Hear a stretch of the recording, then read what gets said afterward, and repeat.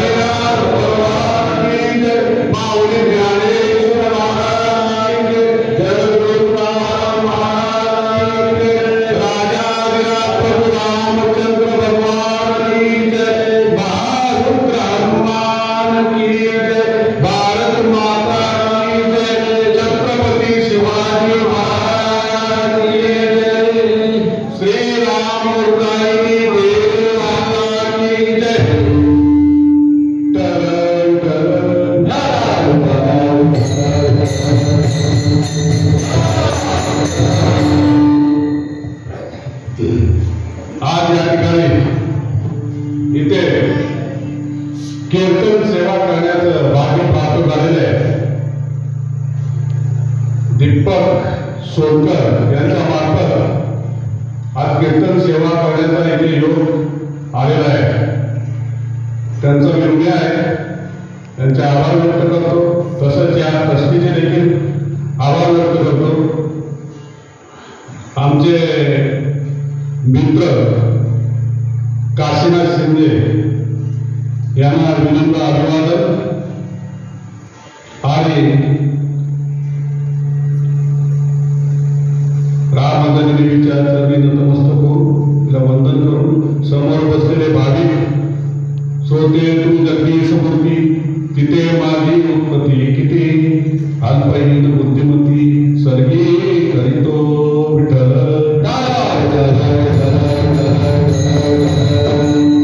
देव वसे चित्ती त्याचे घडावी संगती, ऐसे आवडते मना देवा पूर्वाभिवासना. कीर्तन सेवेकरता घेतलेला अभंग जगद्गुरू जगद्गुरू तुकाराम महाराजांचा आहे. तुकाराम महाराजांनी या अभंगामधून काय बोध केलेला आहे की ज्याच्या चित्तामध्ये निरंतर देव बसलेला आहे त्याची मला संगत घडावी आणि त्याची संगत घडावी आणि माझ्या म्हणजे त्याची निरंतर संगत घडावी. कधी काय नव्हे, निरंतर संगत घडावी. ऐसे आवडते म्हणा, माझ्या मनाला हेच आवडत आहे. आणि देवाला प्रार्थना करता येतो, देवा माझी वासना ही सुवासना आहे, त्याची पूर्तता करावी. हरिजनांची भेटी होऊन म्हणजे हरिभक्तांची भेटी होऊन त्यांची निरंतर संगत करावी आणि त्याच्यामध्ये कोणताही अडथळा येऊ नये असं देवाजवळ मागणं मागताय. तुका म्हणे केले शेवटच्या चरणामध्ये असं म्हणतात, तुका म्हणे केले बरेच संत संगत की संतांच्या संगतीमध्ये जगायला मला आवडतं आणि त्याच्यातच माझं भलं आहे किंवा त्याच्यातच माझं सार्थक आहे असा या अभंगाचा एकंदर भावार्थ आहे. आज खरं म्हणजे 10:30 झालेलं आहे. मला माहित आहे की ह्या देवीचा जो उत्सव आहे, शारदीय उत्सव, नवरात्र उत्सव, त्याच्यामध्ये बरीचशी मंडळी म्हणजे बरेचसे लोक दर्शनाला येतात आणि त्यामध्ये संपूर्ण गावाचं नियोजन असतं. माझं तक्रार आहे म्हणून उपस्थिती थोडीशी कमी आहे, नाही का?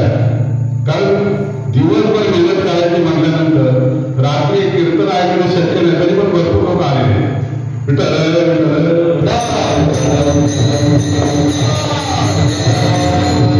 तुकाराम महाराजांबद्दल काय बोलावं? तुकाराम महाराजांबद्दल गुरुभक्त म्हणतात. काय म्हणतात गुरुभक्त? की शिवशिव तुकड्या म्हणून नाणी गेले जड वैकुंठी. की तुकाराम महाराजांनी मृत्यू बघितला नाही, नाताळ पण आणलेला नाही आणि सदैव वैकुंठाला गेले. ते तुकाराम महाराज म्हणतात, देव वसे चित्ती त्याची घडावी संगत, ऐसे आवडते बरा तेव्हा पूर्वावी वासना. या अभंगामध्ये देव हा शब्द पहिला आलेला आहे. बघा, देव थोडे मोठे सांगतात, संत साधू संत सांगतात, शास्त्र सांगतात, म्हणून आपण देवाचं अस्तित्व मान्य करतो. तुम्ही कोणी बघितलंय देवाला? आजपर्यंत कोणी बघितलेलं आहे? एक परमहंसांची गोष्ट सांगतो. विवेकानंदांचे गुरु रामकृष्ण परमहंस, त्यांच्याकडे साधक होते, 7-8 साधक होते. त्या साधकाने 5-5 वर्ष झाली होती. एका साधकाने म्हणजे एका विद्यार्थ्याने धाडस करून विचारलं की गुरुदेव, मला 5 वर्ष झालेले आहेत, अजून देवाची काही प्रसिद्धी झालेली आहे. 5 वर्ष झालेली प्रसिद्धी. गुरुदेव म्हणाले, रामकृष्ण परमहंस म्हणाले की दुसरा कशाचाच विचार करू नकोस, त्या देवाचाच विचार कर, म्हणजे तुला प्रसिद्धी आहे. असं करता करता 7 वर्ष झाले. पुन्हा आणखी धाडस करून त्याने विचारले रामकृष्ण परमहंसांना की गुरुदेव, मला 7 वर्ष झाले, अजून देवाची प्रसिद्धी झालेली नाही. सगळ्यांना घेतले, नदीवर गेले पोहायला.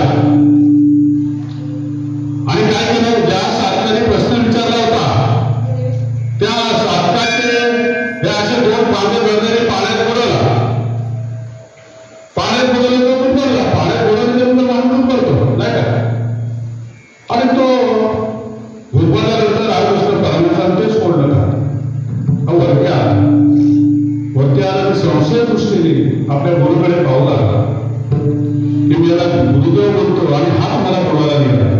सद्गुरू रामकृष्ण परमहंस प्रश्न विचारतात, अरे मी तुला बोलत होतो तेव्हा तुला काय वाटलं? काय वाटणार? कर्म जगण्याची दर्पण करत होतो. मग ज्याच्याशिवाय तू जगू शकत नाही त्याची प्रचिती होणं म्हणजे देवाची प्रचिती होणे. अनुभव घेणं म्हणजे देवाची प्रचिती होणे. काय आपल्या जगामध्ये जवळजवळ 750 ते 800 लोकसंख्या आहे. जगाची लोकसंख्या 750 ते 800 करोड. आपल्या भारताची मला 140 करोड लोकसंख्या आहे. आता वाढतच चाललेली आहे. तर त्या एकंदरीत लोकसंख्यापैकी देवाला मानणारे जेवढे आहेत तेवढे देवाला न मानणारे सुद्धा त्याच संख्येने देवाला न मानणारे आहेत. देवाला मानणारे असतील, देवाला न मानणारे नसतील. अहो नास्तिक कधी कधी देवासारखे वागतात हो. पण जे आस्तिक आहेत देवाला मानणारे, देवाच्या सानिध्यामध्ये काही काही लोक राक्षसासारखे वागतात हो.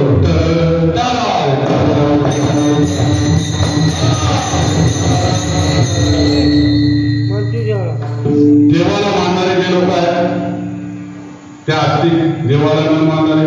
बघा देवासाठी आपल्यासाठी काय काय करून ठेवलेलं आहे देवाने. तुम्ही म्हणा काय करून ठेवलेलं आहे? आपल्याला जगण्यासाठी ज्या नैसर्गिक गोष्टी लागतात त्या मुबलक प्रमाणात आहेत. तुम्ही म्हणा काय मुबलक प्रमाणात आहे? अहो सूर्यप्रकाश लागतो आपल्याला, आहे की नाही? मुबलक फुकट आहे. हा एकच दिसणारा देव आहे, एकच दिसणारा देव आहे. दुसरं काय लागतं आपल्याला? हवा लागते, हवा. प्राणवायू लागतो आपल्याला. माणूस जन्माला आल्याच्या नंतर जो प्राणवायू घेतो तो अगदी मरेपर्यंत. तुम्ही म्हणाल जन्म आणि मृत्यू याच्यामधलं अंतर किती आहे हो? एका श्वासाचं अंतर आहे. येताना काय आणत नाही, जाताना काय घेऊन जात नाही. जी वस्तू आहे ती सजीव आहे की निर्जीव आहे ती सगळी देवाच्याच मालकीची आहे. आपलं काय नाही. उगाच आपण म्हणतो हे माझं ते माझं, ही माझी मुलं, ही माझी काय आपलं नाही. हे सगळं सोडायचं आणि जायचं आहे. दिवशी हवा लागते आपल्याला. हवेची किंमत कधी कळते माहिती आहे काय? माणूस ICU मध्ये गेल्याच्या नंतर कळते की हवा काय किमतीची आहे. ते सिलेंडरचे पैसे घेतात ना तेव्हा कळते. हवा कशी शुद्ध होते माहिती आहे का? त्या झाडामुळे हवा शुद्ध होते. वृक्ष, आपण वृक्ष तोडतो ना, ते झाडामध्ये शेतकऱ्याचे अवतार आहेत बरं का. शेतकऱ्याने बीज घेतलं आणि अमृत जगाला दिलं. तसं ही झाडं आहेत ना.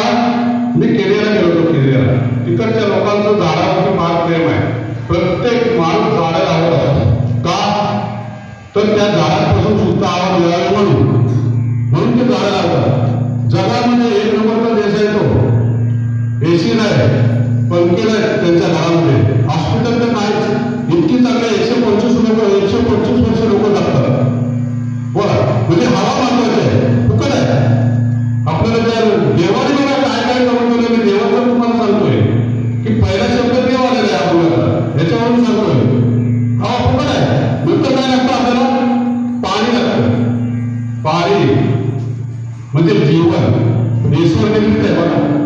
पाणी लागतं नाही आपल्याला, पाण्याशिवाय लागणार नाही. आपलं काय असतं माहितीये? ताण लागलं की उठून खाणार असं आपलं. पण ताण लागलं की मिळून बनायला गेला माणूस, हा त्याला शाळा म्हणा, मूर्ख म्हणा, मूर्ख. अहो पाणी तर लागणार नाही म्हणजे तुम्ही नको काय करायला. हा आपलं सुद्धा असंच असतं. देवा संकट येते ना तेव्हा देवाचा दावा करतो. पण संकट येऊ नये म्हणून आपण काय उपाययोजना करत नाही बरं का. असं आहे. पाणी म्हणजे जीवन. 70% पाणी आहे या जगामध्ये. 70% पाणी आहे, 30% जमीन आहे की नाही? आपल्या शरीराचं सुद्धा असं आहे की हाडामासे 30%, 70% शरीरामध्ये पाणी आहे. बघा 70%, 30% जमीन आहे तरी आपण बांधतो जमिनीसाठी. समुद्राचं पाणी खारट आहे. खारट असून सूर्याच्या उष्णतेमुळे त्याचं बाष्पीभवन वरती जातं. वरती गेल्यानंतर जे पाणी पडतं ते गोड असतं. खाऱ्या पाण्याचं गोड पाणी पडतो तो देव नाही का. आणखी काय लागतं आपल्याला? आपलं शरीर आहे. शरीर असल्यानंतर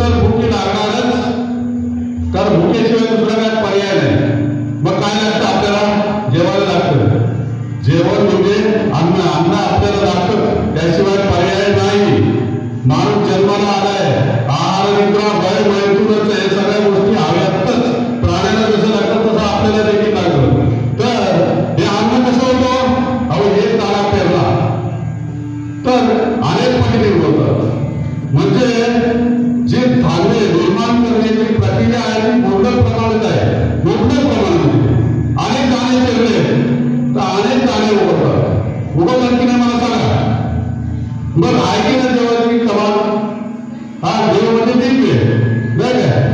पण देव सगळं आपल्यासाठी एवढं करतो. मग देवाचे लोक आपण आभार मानायला. तुम्ही या जगामध्ये जे काय पेरा म्हणजे तीच वस्तू उगवते जी पेरली जाते. तुम्ही सुख पेराल तर सुख उगवेल, तुम्ही आनंद पेराल तर आनंद उगवेल, तुम्ही दुःख पेराल तर दुःख उगवेल, तुम्ही दुसऱ्यांना कष्ट द्याल तर तुमच्या पदात कष्ट देईल. काय सांगितलं मी तुम्हाला? सूर्यप्रकाश, हवा, काय पाणी. पाणी म्हणजे जीवन. जीवन कसं असायला पाहिजे माहिती काय? वाहत असायला पाहिजे. वाहत थांबला की लागतं. तसंच माणसाचं पण तसंच आहे. थांबला की संपला तसं नाही. नंतर धान्य. या 4-5 गोष्टी मी तुम्हाला सांगितल्या. बघा हा ईश्वर बघा कुंभार माहिती घडवतो. कुंभार एकसारखी दिसतात. पण या विद्यार्थ्यांची मानवी मडकी घडवलेली आहेत ना एकसारखी नाही हो. त्याचा आकार वेगळा, रूप वेगळं. आकाराने आहे का कोण सारखा? मला सांगा. रूपाने कोण सारखा आहे? आवाजाने सारखा आहे? त्याचे आकार वेगळे, विचार वेगळे. अहो त्याचं नशीब पण वेगळे. जुळे भाव असले जुळे भाव तर ते एकसारखे नसतात. बघा त्यांचा आवाज वेगळा असतो. ईश्वराची किंमत आहे नाही का? अहो नशीब वेगळं. गतागताचे रूप आगळे प्रत्येकाचे तरोवे तुझ्या विनाला कोणाचे मुखे कुणाच्या परते दोन कुणांकी अंगार तू वेळा कुंभार विठ्ठला तू वेळा तूच गरविशी तूच फोडीशी कुरवारशी तूच तारशी नकयातून कार्य सारशी देशे डोळे परिगेशे तया पुढे अंगार तू वेळा कुंभार तू वेळा माती पाणी मुझे डरवाना तू जननी सर्वसार आभाळ चमक ये आकार तुझ्या घराच्या उकळलेला नसे अंत ना पार तू वेळा कुंभार विठ्ठला तू वेळा कुंभार. आपण काय करतो? बात करतो दाखवून टाकतो. बिलकुल तेव्हा आपल्याला बिलकुल नाही मला सांगत. आणि त्याचं रक्त तयार होतं. इतकं विज्ञान पुढे गेलेलं आहे. पण अजूनपर्यंत रक्त बनवण्याचा कारखाना तयार झालेला नाहीये. सोशल मीडिया किंवा इतकं डिजिटल आपलं युग झालेलं आहे तरी सुद्धा अजून रक्त बनवण्याचा कारखाना तयार झालेला नाही. एखाद्याला रक्त हवा असेल तर दुसऱ्या माणसाचं रक्त चढावं लागतं. आहे की नाही? देवाची किंमत आहे की नाही? तुम्ही रक्त पण तेवढंच तयार होतं. आपल्या घरावरची टाकी असते की ते पाण्याने ओतलं होते तसं नाही.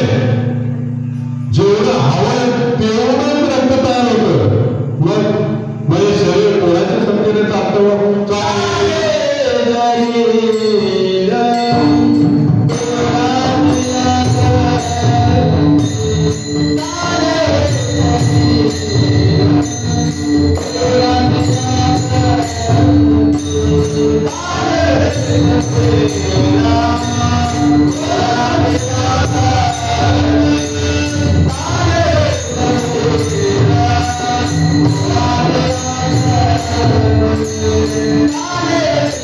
Thank you.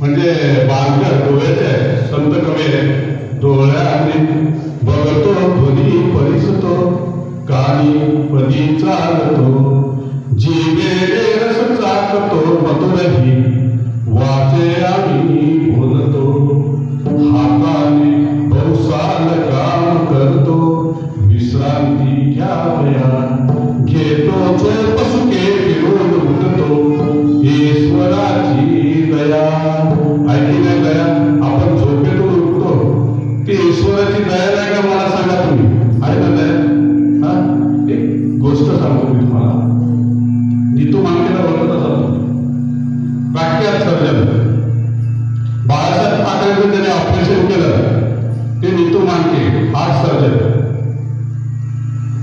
देव काय असतो कुठे मिळतो याचं एक उदाहरण आहे तर नीतू मांडके म्हणजे त्याला देवाला न मानणारे होते मिस्किल स्वभावाचे होते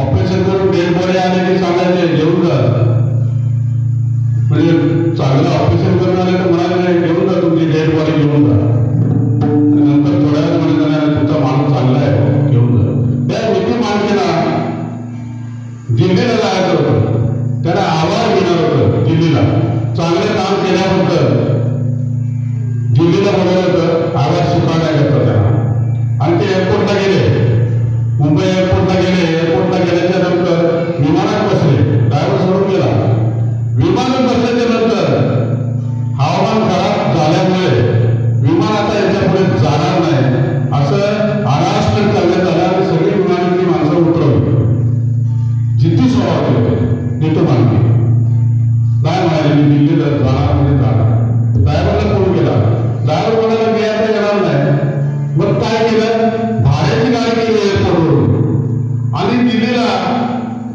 त्या मुंबईवरून दिल्लीला रवाना झाले काय झालं माहितीये काय विजा संपला पाऊस आला इतका पाऊस पडला 4 तास ड्रायव्हिंग करत होता तो ड्रायव्हर रस्ता चुकला आणि एका जंगलामध्ये गेला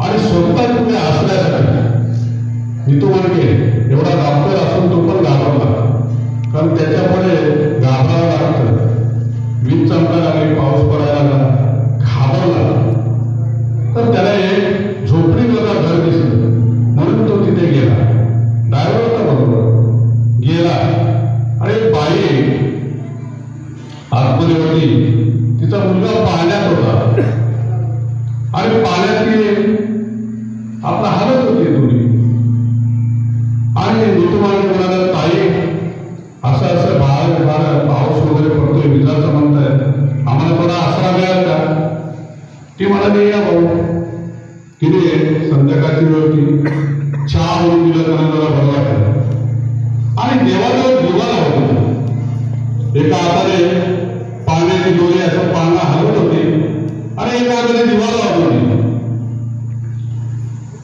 नीतू मांडकेने विचारलं बाबा लक्ष द्या नीतू मांडकेने विचारलं की तुमचा देवावर विश्वास आहे का हो म्हणाले देवावर विश्वास आहे हा आमचा जो बाळ आहे ना त्याला हृदयाला होल आहे आणि मी ह्यांच्यासाठी ह्या बाळासाठी आम्ही पुस्तक खर्च केलं जे काय आमच्याकडे होतं ते सगळं आम्ही खर्च करून टाकलं आणि शेतातल्या घरामध्ये येऊन आम्ही राहतो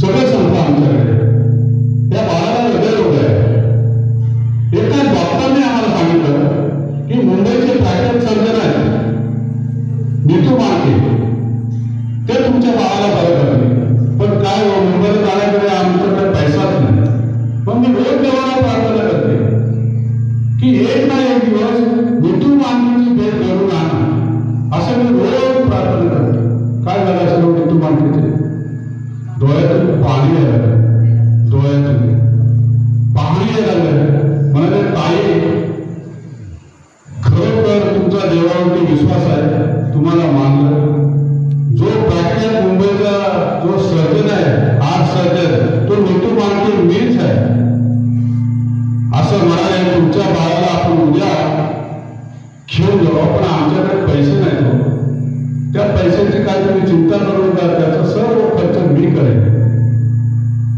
आहे की नाही प्रार्थनेमध्ये ताकद. देवाजवळ तुम्ही प्रार्थना केली तर त्याचं फळ मिळतच, 100% होतं. म्हणून तुकाराम महाराज बोलतात काल नाटवी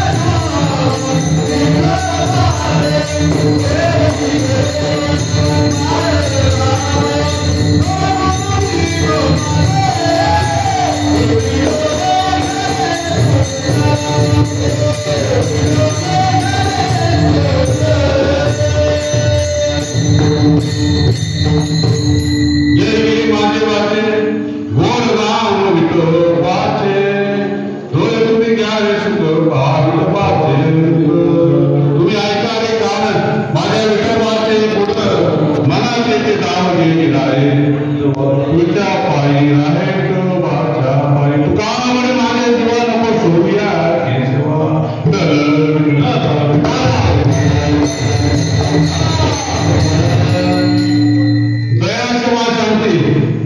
ते देवाची वस्ती डावे पाहून या घरा राय धरून या तारा कीर्तनाच्या वाटे बरागी या जैसा लोटे तुका म्हणे घरे पूजा नाम देव जोडे जिथे दया आहे क्षमा शांती आहे तिथे देवाची वस्ती आहे ज्याच्या घरामध्ये पूजा अर्चा आहे त्याच्या घरात देव येतो बरं का दहा वसावी वैकुंठ योजना हृदय बघता इकडे काय की तत्वाधिष्ठानी राहता जिथे भजन पूजन चाललेलं आहे तिथे प्रसन्न देव येतो पांडुरंग संत नामदेव महाराज वळवंटीमध्ये कीर्तन करायचे त्यांच्यासमोर पांडुरंग नाचायचं किती आहे हा दया क्षमा शांती ते देवाची वस्तू कीर्तनाचे वाटे बरागी कीर्तन जिथे चालू आहे तर भिकारचा देव असं तुकाराम महाराज म्हणतात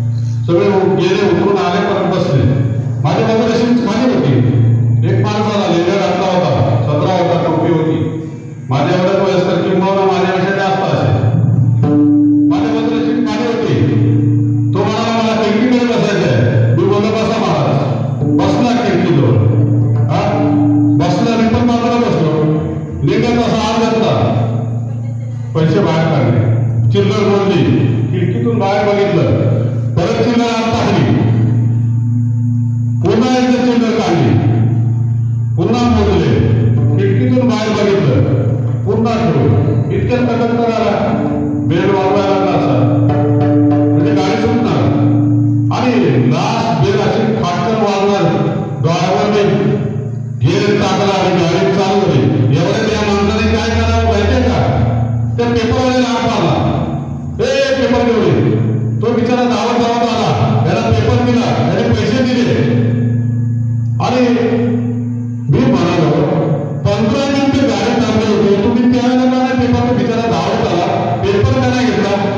म्हणून 1 रुपया खोटा होता.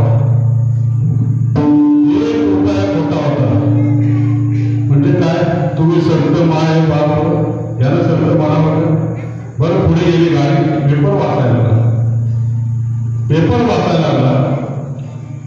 आणि 5 मिनिटं झाली पेपर वाचताय. नंतर 5-10 मिनिटांनी हसायला लागला. मी म्हणाला आता काय झालं? कालचा पेपर कालचा आहे. म्हणजे हा कर आणि हा महाकर धार्मिक क्षेत्रामध्ये जवळजवळ असंच चालेल. कोणाला संत म्हणावं? धार्मिक क्षेत्रामध्ये असंच चालेल. कोणाला संत म्हणायचं मला सांगा? भगवे कपडे घालल्याने संत म्हणावं का? भगवे जरी स्वान सहज वेश त्याचा अनुभवाचा काय पंत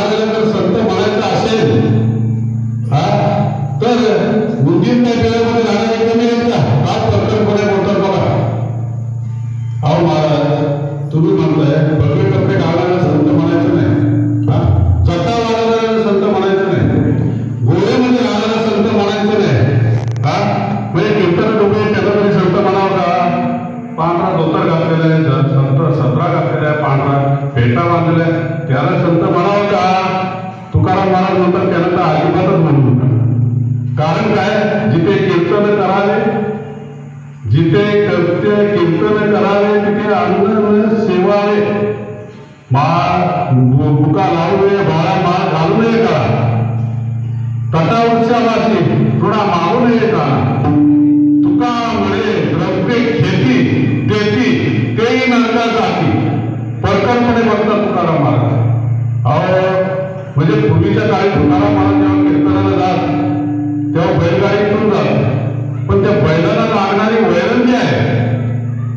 ते तुकारामाला स्वतः घेऊन जात.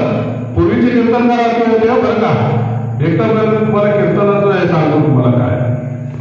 मी इथं गावात गेलो होतो, कीर्तनकाराला पाकिट दिलं आणि तो गेला कीर्तनकार. मी तिथे बसलो होतो. 4 किलोमीटर जाऊन आला. बरं कारण काय, त्या पाकिटमध्ये कमी पैसे होते. म्हणजे हा परमार्थ झाला का? हा महाराज तुम्ही म्हणताय भव्य कपडे घालायला संत म्हणायचं नाही, जटा वाढवणारा संत म्हणायचं नाही, हा गोळेमध्ये राहणारा संत म्हणायचं नाही, कीर्तनामध्ये त्याला संत नाही म्हणायचं. मग कोणाला म्हणायचं तरी महाराज म्हणायचं तरी कोणाला सांगतो म्हणाले महाराज जयकार अंजले गांजले त्याची म्हणे तो आपले म्हणतात. जयकार अंजले गांजले त्याची म्हणे तो आपले तोची साधू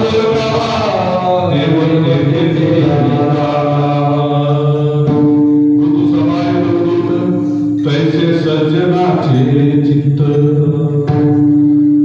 ज्याशी आपण गीता नाही त्याची धरिदो दया करीदो पुत्राची तोची दासी आणि दासी तुका म्हणे सांगू किती तोची भगवंताची मूर्ती.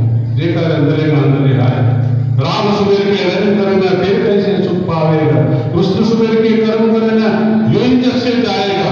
वो भगवान को भजने वाले क्या भगवान को जाना है, पास पड़े दुखी दिनों में क्या उसको पहचाना है.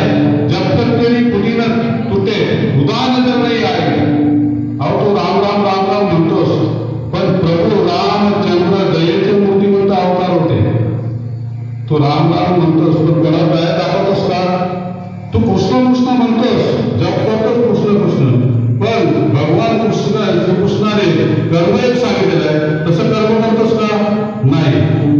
अहो आजोबाजूला दुःखी कसली आहे त्यांना तू काय त्यांना बघतोस का? त्यांना काय गरज आहे तू जाणतोस का? नाही जाणार.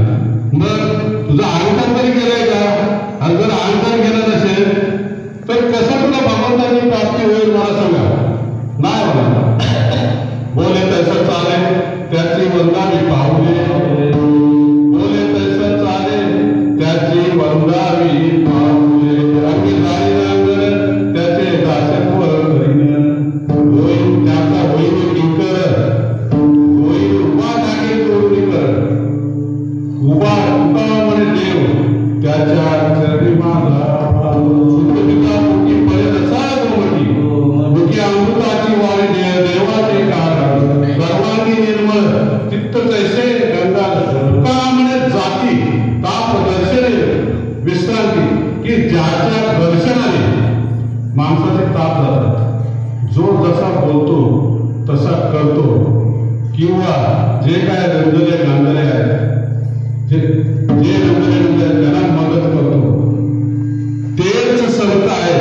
आणि म्हणून तुकाराम महाराज म्हणतात की मला संतांची संगत करावी पहिला करा.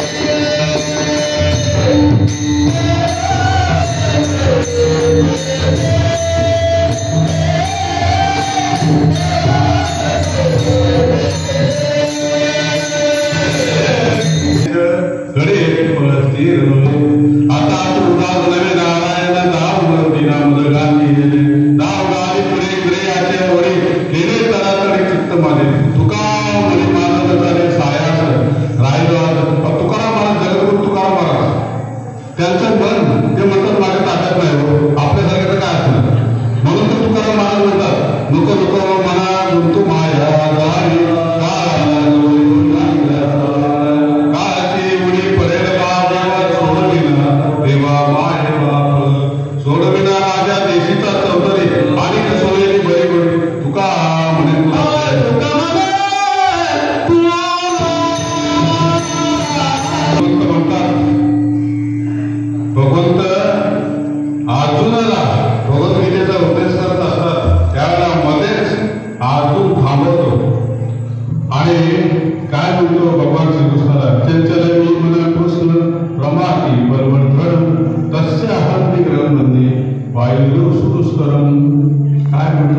हे मन जे आहे तो उपदेश करतोस का, पण ते मन आहे ना हट्टी आहे, दुराग्रही आहे, चंचल आहे, बलशाही आहे. जसं वाऱ्याला आवडणं कठीण आहे तसं या मनाला आवडणं फार कठीण आहे. तो भगवंत काय म्हणतात, आणि ते मनाला गोडी लावायला पाहिजे. हा संशय महाभाव मन जोडीने चल चंचल मी मन अभ्यासाने तू बोलते, वैराग्याने तू बोलते. अरे तू मनाला जर गोडी लावशील ना, हा गोडी लावशील तरच तुला वैराग्य प्राप्त होईल. नाचावाल्यामध्ये नागरशी गोडे ते जीवीने सोडे असे झाले. जर तू मनाला गोविंद गोविंद मनात राहावे या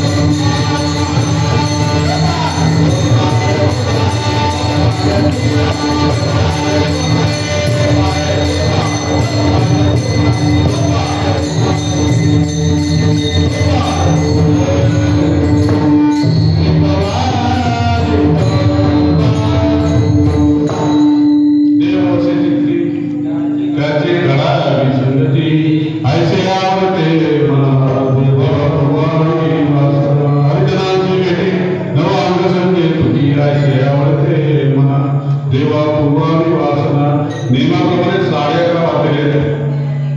11:30 नंतर म्हणजे आता 12 वाजायला आले जवळ आपल्याला कीर्तन सेवा आता संपायला पाहिजे नियमाप्रमाणे.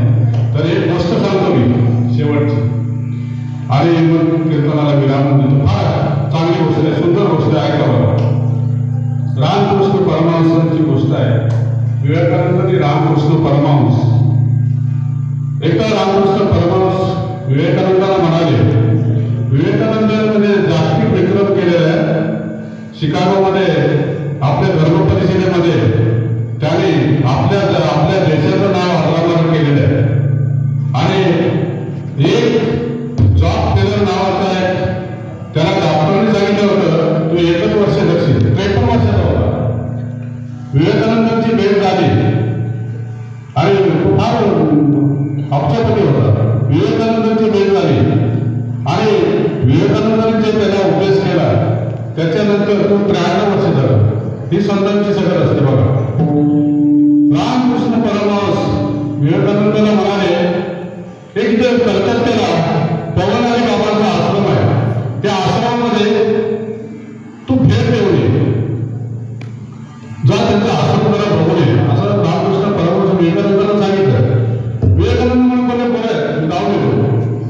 काय झालं, त्यांना ताबडतोब शिकोबाला बोलवण्यात आलं आणि विवेकानंद शिकोबाला निघून गेले.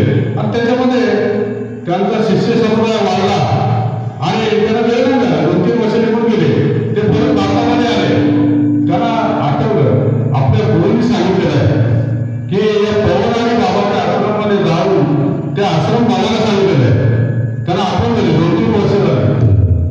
पण त्यांना असं पहिलं कोणाच्याकडे करून की त्या पवनारी बाबाचं नाव निर्माण झालं. ते जग सोडून गेले. पण म्हणाले आश्रम बघायला काय अर्थ आहे, आपल्या गुरूंनी सांगितलंय आज्ञेचं पालन तर करावं लागेल. म्हणून ते आश्रमामध्ये गेले. आश्रमामध्ये बघितलं त्यांचा एक शिष्य पवनारी बाबांचा, त्याला बरोबर घेतलं आणि सगळं आश्रम पाहिलं. पवनारी बाबा कुठे बसायचे, कुठे ध्यानाला बसायचे, कुठे जप करायचे, सगळं पाहिलं. नंतर विवेकानंद त्या शिष्याला म्हणाले, अरे बाबा हे पवनारी बाबांची एखादी गोष्ट सांग की ती माझ्या लक्षात राहील, म्हणजे माझ्या गुरूला सांगायला. बरं म्हणाले सांगतो. दुपारी जवळजवळ 12:30 टाइम होता.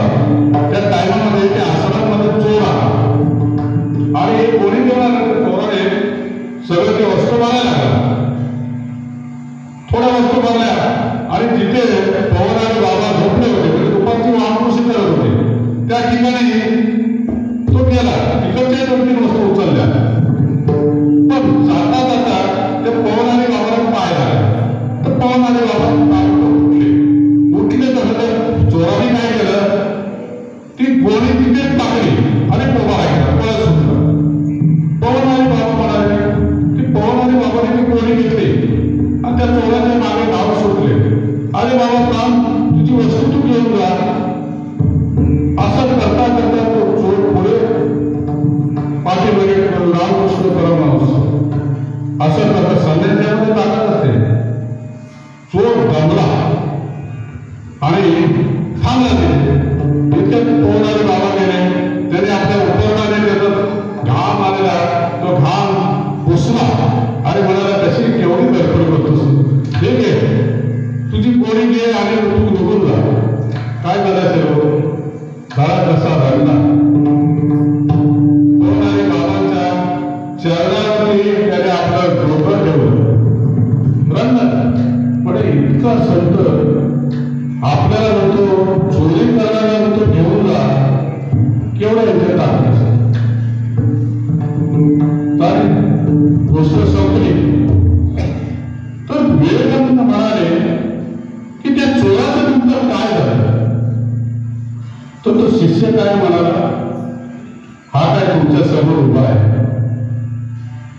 म्हणजे संतांच्या संगतीमध्ये किती ताकद असते. म्हणून तुकाराम महाराज काय बोलतात, देववश चित्ती त्याची घराची संगती ऐसे आवडते मना देवा प्रभू आजोबा. म्हणून तुकाराम महाराज शेवटच्या चरणामध्ये बोलतात, तुका म्हणे दिले तुका दिले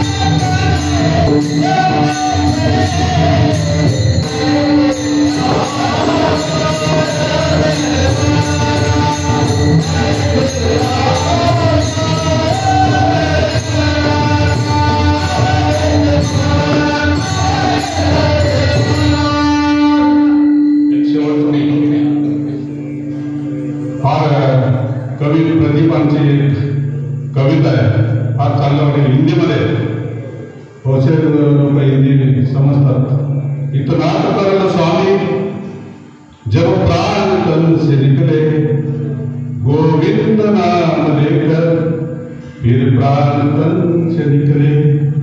श्री गंगा जी का तट हो, यमुना का वंशीवट हो, मेरा सावरा निकट हो, जब प्राण तन से निकले। पीतांबरी कसी हो, छवि मन में ये बसी हो, होठों पे कुछ हंसी हो, जब प्राण तन से निकले। वृंदावन का स्थल हो, मेरे मुख में तुलसी दल हो, विष्णु चरण का जल हो, जब प्राण तन से निकले। जब कंठ प्राण आए, कोई रोग ना सताए, ये दर्शन दिखाए, जब प्राण तन से निकले। उस वक्त जल्दी आना, नई शाम भूल जाना, राधे को साथ लाना, जब प्राण तन से निकले। एक वक्त ये है खुद गर्ज की है गर्जी, आगे तुम्हारी मर्जी, आगे तुम्हारी मर्जी, जब प्राण तन से निकले। इतना कर स्वामी जब प्राण तन से निकले, गोविंद नाम लेकर फिर प्राण तन से निकले। गोविंद नाम लेकर फिर प्राण तन से निकले। गोविंद नाम लेकर फिर प्राण तन से निकले।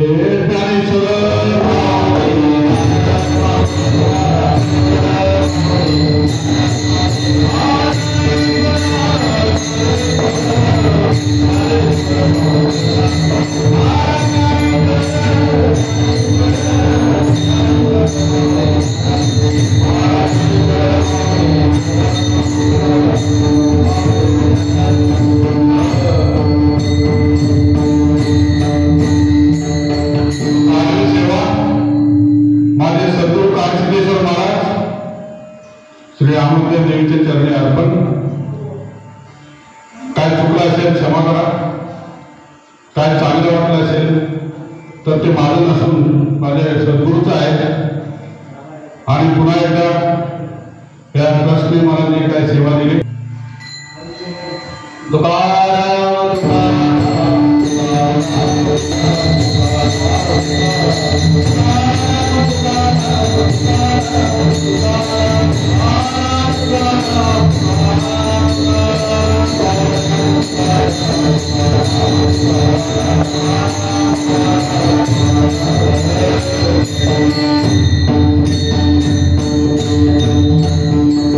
आनंदमय